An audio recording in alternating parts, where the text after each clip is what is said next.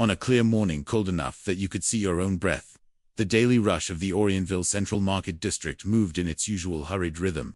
People carried folders under their arms, vendors arranged their stalls, and employees weaved through the crowd with urgent steps. In the middle of all that motion, no one seemed to notice the little girl standing in front of the sliding doors of the towering Orion Prime Bank. Her name was Luna Maren, and her worn-out shoes looked painfully out of place on the polished stone floor. Her eyes, wide and uncertain, held more exhaustion than a child should ever carry. In her hands, she clutched a faded plastic card, the last thing her grandmother had given her, before passing away. When the bank's doors opened, warm air brushed her face. Inside, everything was bright, elegant, and overwhelmingly quiet. The floors reflected the ceiling lights, like pools of water, and the tall glass walls framed her small reflection as she stepped further in. Luna didn't want attention. She only wanted an answer. After 2 days wandering the city with an empty stomach and a heavy, frightened heart, she needed to know if that card meant anything, because it was all she had left. As she walked deeper into the bank, heads turned, not out of kindness, but out of surprise, judgment, discomfort. Luna swallowed hard and approached the front desk. Her voice trembled. I need to check the balance. Please. The clerk, Nadia Solberg, immediately noticed the torn clothes, the nervous fingers gripping the card, and the fear behind Luna's eyes. She offered a warm, gentle smile. Of course, sweetheart. Come with me. But there was a complication. The card was from a discontinued system. It could only be checked using the director's high-security terminal. Luna didn't know that she simply followed Nadia through the hall, ignoring the murmurs from people who wondered why a child like her was even allowed inside.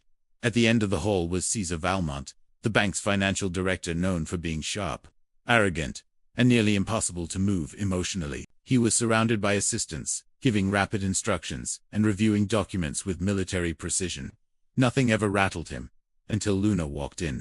Cesar raised an eyebrow, confused. Nadia explained quickly. This card is from an archived account. Only your terminal can access the data. He sighed, annoyed. All right, let's get this over with. Luna approached quietly and handed him the faded card.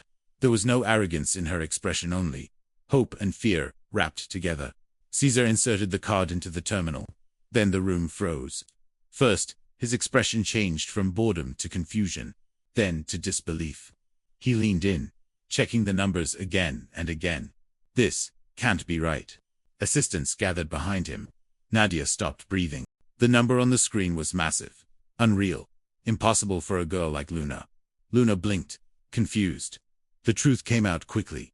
Years ago, Luna's grandmother had cared for a reclusive, brilliant inventor and billionaire named Samuel Riven during the final phase of his life. Grateful for her kindness, and with no heirs of his own, Riven created a private fund in Luna's name when she was just a baby. It grew on its own for more than a decade, powered by royalties, patents, and automated investments he programmed years before his death. No one knew, not even Luna. And now, she was standing in the bank with access to a fortune beyond imagination.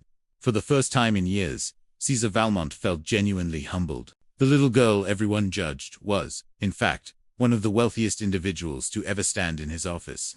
He rose slowly, his voice softer and completely changed. Miss Luna, you have more than enough resources to change your entire life. But Luna only stared at the numbers on the screen, not understanding their magnitude. Nadia knelt beside her and explained everything gently, with simple words a child could understand. Tears filled Luna's eyes. Then a few others in the room. She was no longer alone, no longer lost, no longer afraid. Cesar, once cold and unreachably, immediately ordered, "Get her something to eat. Prepare warm clothes, and call my best advisors. She'll have full protection until we find a legal guardian." The team rushed into action. For the first time in a long while, Luna felt safe. A warm glow filled her chest. Hope. Real hope. When she left Orion Prime Bank later that afternoon, the sunlight fell softly across her face, and she understood something profound. Even when the world feels harsh, sometimes people who are gone leave behind invisible gift, seeds of love waiting for the right moment to bloom. And on that day, Luna's future finally began to blossom.